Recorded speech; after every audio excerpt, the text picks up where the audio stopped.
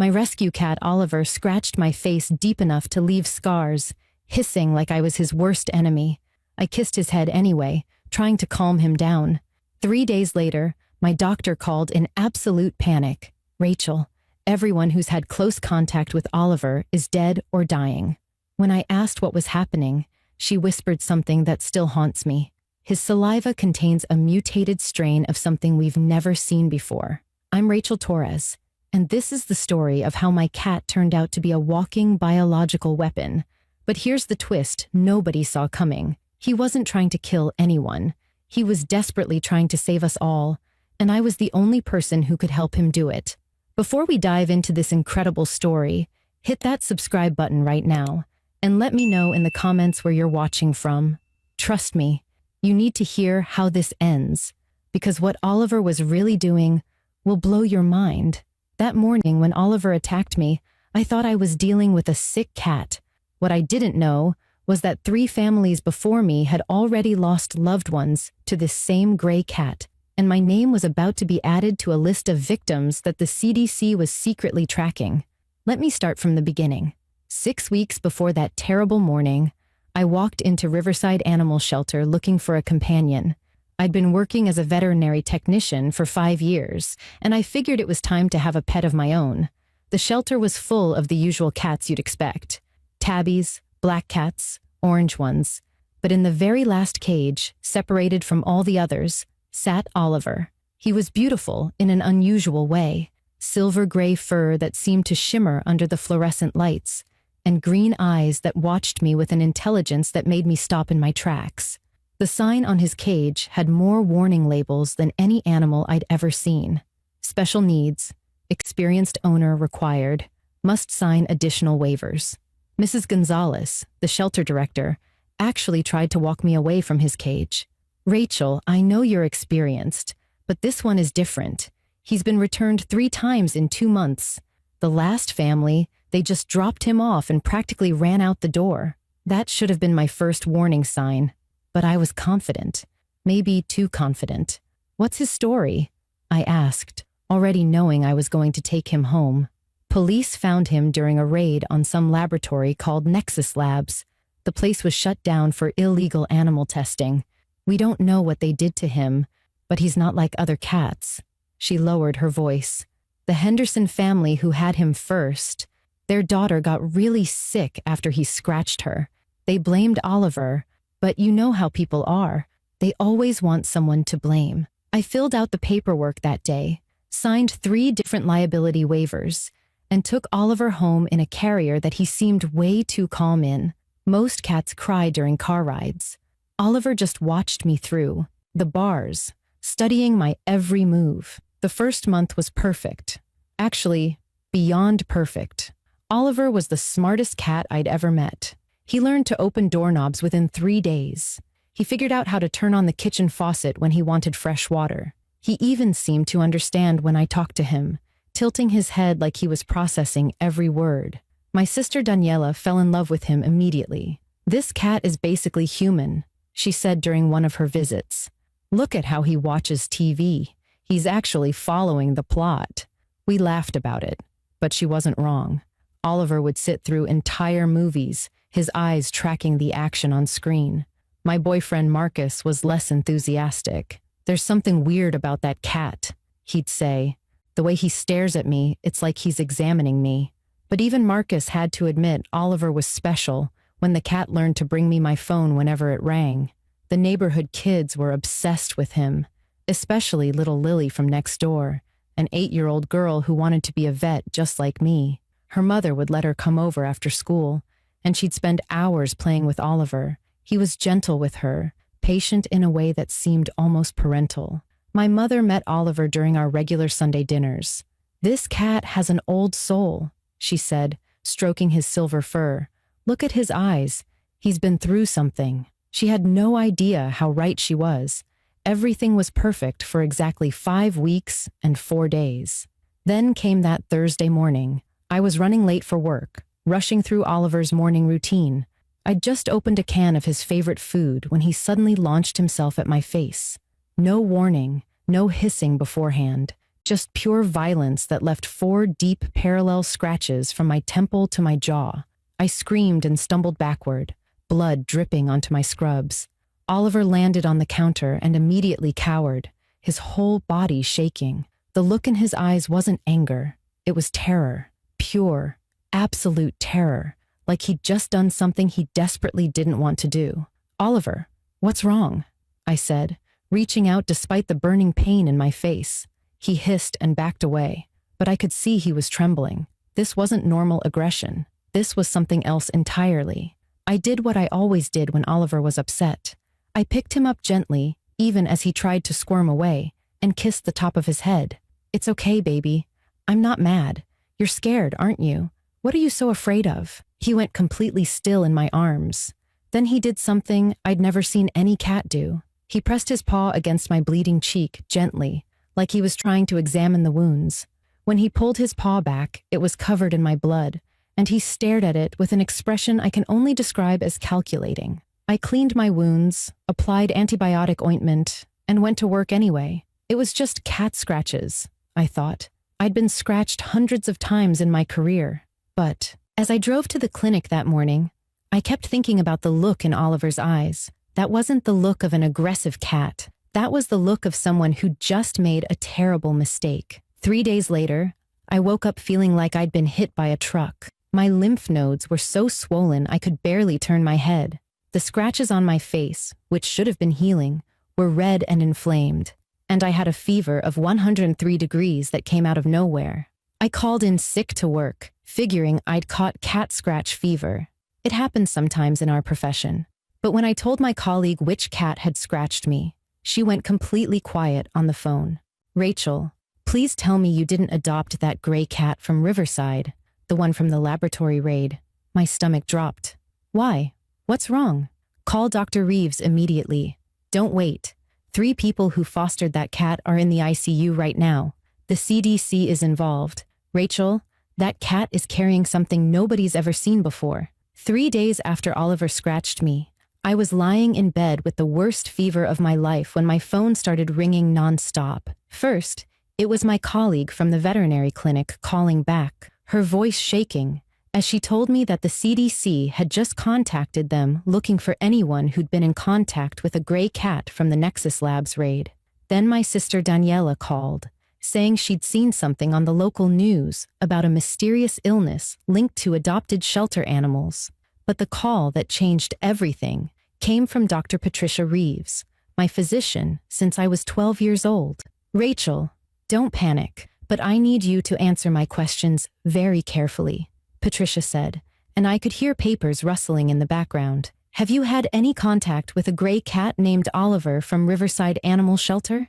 When I confirmed that Oliver was currently sleeping at the foot of my bed, she took a sharp breath. "I need you to list every single person who has touched, held, or been near that cat. Every single one." My mind raced as I started listing names. Daniela had kissed Oliver on the head just 2 days ago when she stopped by to borrow my laptop. Marcus had been cat-sitting last week while I worked a double shift, and he'd sent me videos of Oliver sitting on his chest. My mother had held Oliver during last Sunday's dinner, cooing over him like he was her grandchild. And then there was Lily, sweet little Lily from next door, who'd snuck into my apartment just yesterday when I was getting mail because she wanted to show Oliver her new toy mouse. "Patricia, what's happening? Why do you need to know this?" I asked. But even as the words left my mouth, I started connecting the dots. The Henderson family that Mrs. Gonzalez had mentioned, their daughter getting sick, Oliver being returned 3 times, and now the CDC being involved. This wasn't just cat scratch fever. Patricia's next words confirmed my worst fears. "Rachel, I'm at the hospital right now with the Henderson family. Their 17-year-old daughter Sarah died yesterday. The autopsy showed a completely unknown pathogen that appears to be transmitted through feline saliva.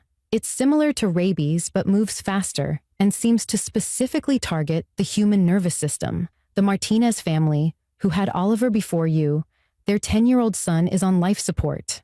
I sat up so fast that Oliver jumped off the bed, startled. "Patricia, he scratched my face 3 days ago.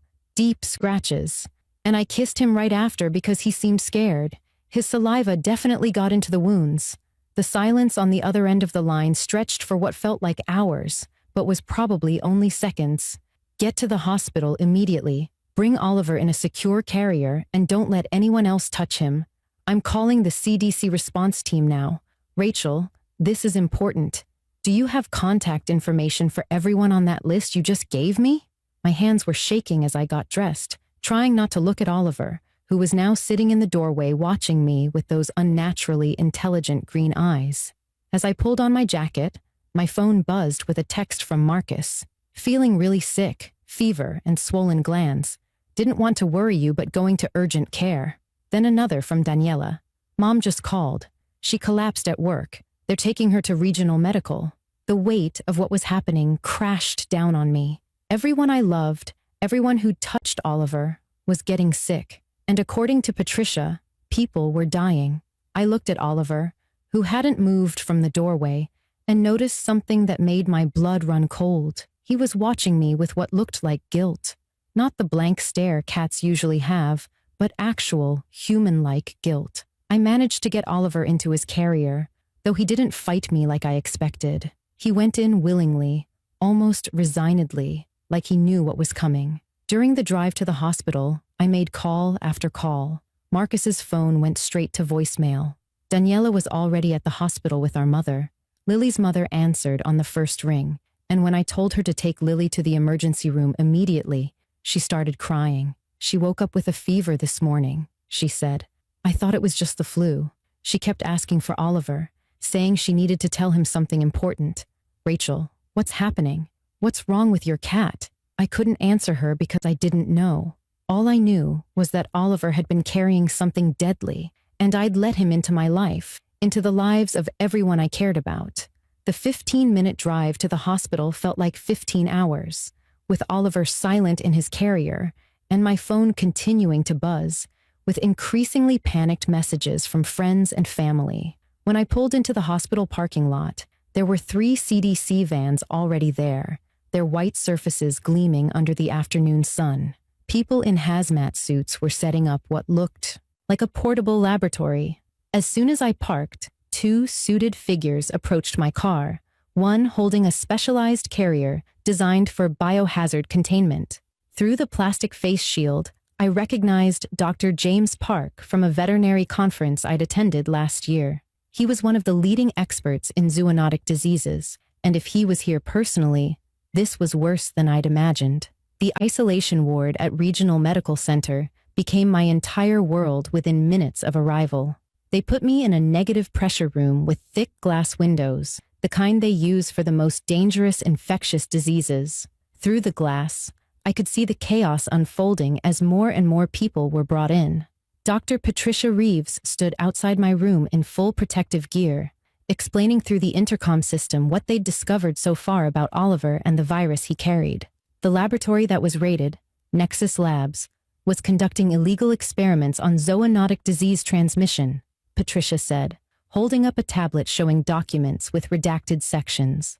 They were trying to understand how viruses jump from animals to humans, but Oliver wasn't just a test subject. They modified him genetically, Rachel. His brain shows abnormal development in areas associated with problem-solving and pattern recognition. They created something that shouldn't exist. Dr. James Park joined her at the window, and even through his hazmat suit, I could see the exhaustion in his eyes. We've traced 47 people who've had direct contact with Oliver in the past 6 weeks. 19 are already showing symptoms. The incubation period seems to be between 48 and 72 hours after exposure. You're at hour 76 now, which means whatever happens in the next few hours will determine if you survive this. Through another window, I could see Oliver in his containment unit, sitting perfectly still while scientists in hazmat suits took samples. He wasn't fighting them or showing any signs of the aggression that cats usually display when scared. He was just watching everything with those unsettling green eyes, like he was studying their every move. What exactly is the virus? I asked, though part of me didn't want to know the answer. It's a modified feline coronavirus that's been engineered to cross species barriers, Dr. Park explained. But here's what doesn't make sense. The virus in Oliver's system is actually relatively weak. It shouldn't be killing people this quickly. Something else is happening here.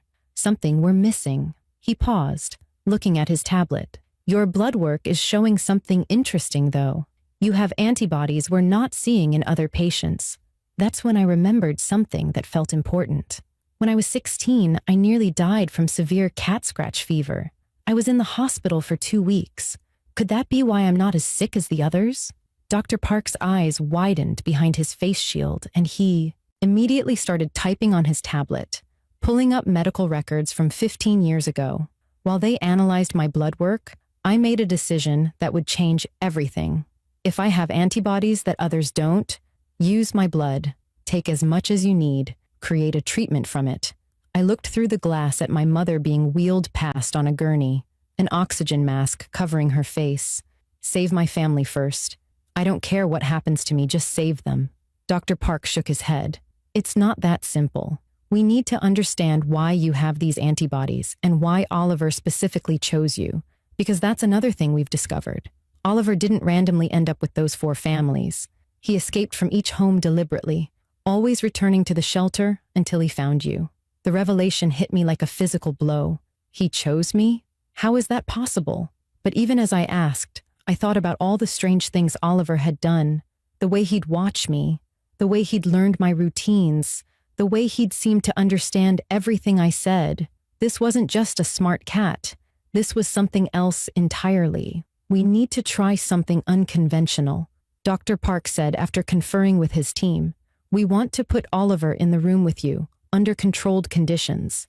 We've noticed his vital signs spike whenever you're mentioned, or when he hears your voice through the monitoring system. He's showing signs of distress that seem connected to your condition. It sounded insane, putting me in direct contact with the source of the infection, but I agreed.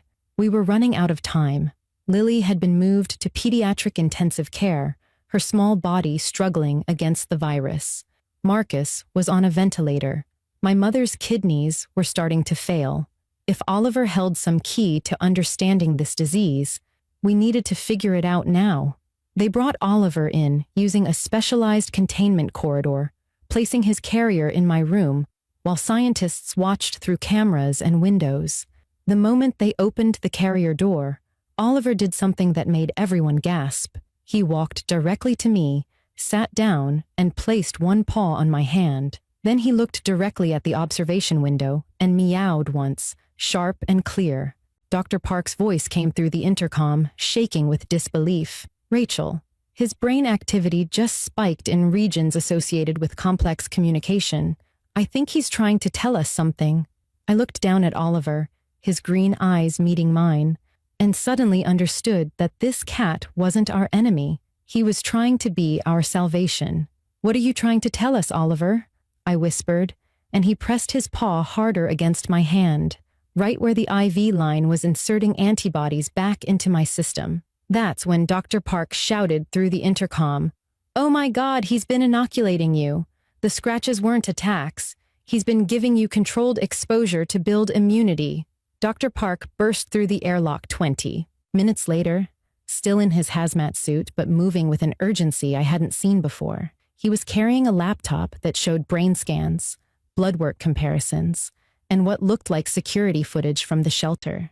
Rachel, we figured it out, and it's incredible and terrifying at the same time. Oliver isn't just a carrier of this virus. He's been actively trying to create a cure using human subjects.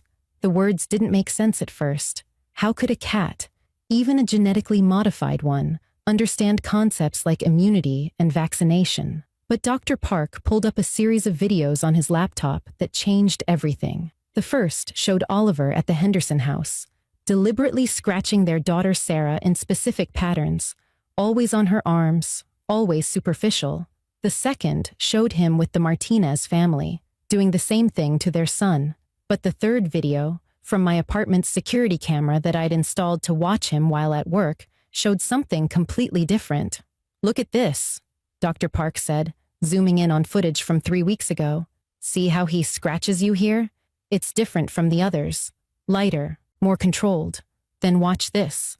The video showed Oliver bringing me dead insects, something I thought was just typical cat behavior. But when Dr. Park enhanced the image, we could see Oliver had been specifically choosing certain types of bugs, ones that carried mild pathogens. He was training your immune system gradually, building it up to handle the virus.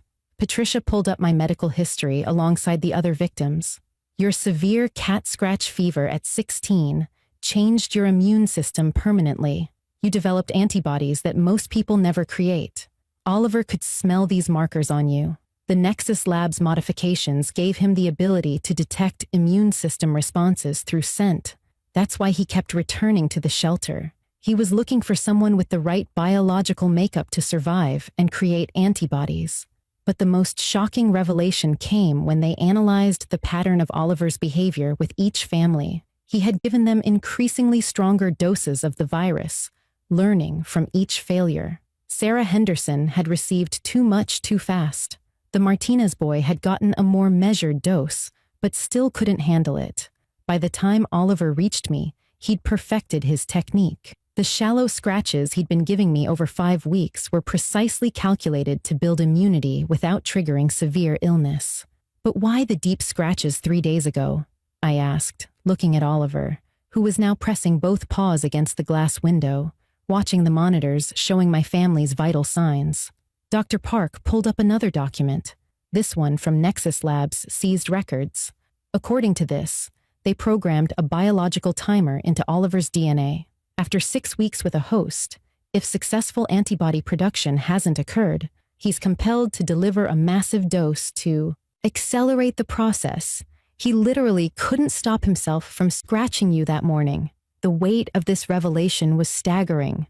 Oliver had been fighting against his own programming, trying to control something that was hardwired into his modified genes. That's why he'd looked terrified after scratching me. He knew he might have just killed the one person who could help create a cure. The kiss, I whispered, remembering how I'd kissed his head after the attack. He let me kiss him even though he was terrified. He wanted me to get more exposure to the virus. Dr. Park nodded, pulling up real-time brain scans of Oliver. Look at his neural activity when we show him pictures of the sick patients. The screen lit up like a Christmas tree, especially in areas associated with distress and problem-solving. Now watch when we show him your improving blood work. Different areas activated, ones associated with satisfaction and goal completion. He understands what's happening. He knows people are dying, and he knows you're the solution. The scientists had been working around the clock to synthesize antibodies from my blood, but the process was too slow. People were getting sicker by the hour. That's when Oliver did something that stunned everyone watching. He walked to the corner of the room where they'd placed his food and water, knocked over the water bowl deliberately, and used his paw to draw a pattern in the spilled water. It looked random at first, but Dr. Park gasped when he saw it. That's the molecular structure of the protein we've been trying to isolate. He's showing us which specific antibody works. It seemed impossible, but when they compared Oliver's water drawing to the protein structures in my blood, one matched perfectly. They'd been looking at dozens of different antibodies, but Oliver had identified the exact one that neutralized the virus. How does he know this? Patricia asked, but Dr. Park was already pulling up more Nexus Labs documents. They didn't just modify his intelligence, they gave him inherent knowledge of biochemistry related to the virus. He's not learning this. He knows it the same way we know how to breathe. The lab technicians immediately began synthesizing the specific antibody Oliver had identified, and within 2 hours, they had enough for initial treatment. The first dose went to Lily, whose condition was the most critical. Within 30 minutes, her fever began dropping. Her oxygen levels improved. She opened her eyes and asked for her mother. One by one, they administered the treatment to all the patients, and one by one, they began recovering. Oliver sat perfectly still through it all, watching the monitors, his tail twitching only when someone's vital signs improved. The recovery took 3 weeks for most patients, but everyone survived. Every single person who'd been exposed to Oliver's virus pulled through, thanks to the antiviral developed from my blood and Oliver's extraordinary guidance. Lily was released after 5 days, running straight to Oliver's containment area to press her small hands against the glass. I knew you were trying to help, she whispered to him, and Oliver placed his paw where her hand was, purring for the first time since this nightmare began. Marcus needed 2 weeks of treatment, but made a full recovery, though he still jokes that he'll never cat-sit again. My mother spent 3 weeks in the hospital, her kidneys slowly healing, but she now calls Oliver her grand cat and brings him special treats every Sunday. The CDC investigation into Nexus Labs revealed something even more disturbing than we'd initially thought. The facility had been creating multiple modified animals, not just Oliver. They'd been trying to develop biological weapons that could target specific populations based on genetic markers. Oliver was meant to be a prototype for controlled disease transmission, but something had gone wrong with his programming, or maybe something had gone right. The enhanced intelligence they'd given him had developed beyond their parameters. He'd developed what could only be described as a conscience, an understanding that his purpose was wrong, and he'd found a way to subvert it. Dr. James Park published a groundbreaking paper about Oliver's case 6 months later, revolutionizing how we think about animal intelligence and disease transmission. Oliver demonstrated problem-solving abilities that challenge our entire understanding of animal cognition, he wrote. He performed selective immunization, tracked antibody responses, and even communicated complex molecular structures. This wasn't instinct. This was deliberate, calculated medical intervention by a non-human subject. The paper won him a Nobel Prize nomination, though he always credits Oliver as his co-author in speeches. Oliver now lives in a specially designed facility that's part research lab, part luxury cat hotel. I visit him every single day, and we've developed a communication system using tablets and touchscreens. He can select images to convey basic concepts, and he's learning to use symbols to create simple sentences. His first successfully communicated phrase, after months of training, was, "Sorry hurt you."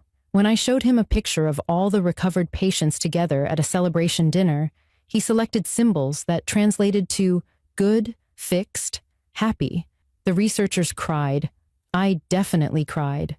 The Hendersons, who lost their daughter Sarah, visited Oliver last month. I was terrified of what they might say or do, but Sarah's mother, Linda, just sat quietly in front of his enclosure for a long time. Finally, she spoke to him. Sarah wanted to be a veterinarian. She would have been fascinated by you. She would have understood that you were trying to help. Oliver came to the glass and sat down, maintaining eye contact with her in a way that felt deeply human. Linda visits him every week now, reading him stories that Sarah had written about. Animals. The legal ramifications were massive. 17 Nexus Labs executives and scientists were convicted of bioterrorism and illegal genetic experimentation. The facility's research was destroyed, except for the data needed to treat victims and understand what had been done to Oliver. 3 other modified animals were found and are now in specialized care facilities, though none showed Oliver's level of consciousness. A new law was passed, called Oliver's Law, strictly regulating genetic modification of animals and requiring extensive ethical oversight. The antiviral developed from my blood, and Oliver's guidance has saved over 3,000 lives in the past year. A natural outbreak of a similar feline coronavirus occurred in Southeast Asia 8 months after our incident, and the treatment protocol we'd developed stopped it from becoming a pandemic. The WHO credits Oliver with preventing potentially millions of deaths. They even issued him an honorary certificate of service to humanity, which hangs in his enclosure next to pictures visitors send of their recovered pets and family members. My life has changed completely. I left my veterinary technician job to work full-time at Oliver's facility, helping to care for him and study his remarkable abilities. I'm also part of a team developing new protocols for identifying and treating zoonotic diseases. Every morning, I start my day sitting with Oliver, who now has a 2-room enclosure with windows overlooking a garden. He still can't be allowed physical contact with anyone except me, and even then, only under strict protocols. But he seems content, spending his days solving puzzles, painting with special paw-safe paints, and watching the birds outside. If you've made it this far in our story, please hit that subscribe button and share this with someone who needs to hear it. Let me know in the comments where you're watching from, And if you've ever had a pet who seemed to understand more than they should, because Oliver taught us something crucial about the animals in our lives. They're not just pets or possessions. They're beings with their own intelligence, their own purposes, and sometimes their own desperate attempts to save us from dangers we don't even know exist. Last week, Oliver did something new. Using his tablet, he created a message that took everyone by surprise. He selected symbols that said, "Want, teach others, help more." We're now working on a program where Oliver can help train detection dogs to identify various diseases. The first dog, a German shepherd named Hope, starts next month. Oliver watched her through the glass during her initial visit, and for the first time since I've known him, his tail stood straight up with excitement. He's found a new purpose, one that doesn't require him to hurt anyone to help them. The story should have ended tragically. A biological weapon, innocent victims, families destroyed. Instead, it became a story of redemption, of an unwilling weapon who chose to become a cure. Oliver saved us all, not through his virus, but through his determination to find someone who could help him fix what his creators had broken. He chose me not because I was special, but because I was possible. And together, we turned a nightmare into a miracle. That's the power of connection between humans and animals, even when one of them has been engineered to be a killer. Love and intelligence found a way, and 47 people are alive today because a cat refused to be the weapon he was designed to be.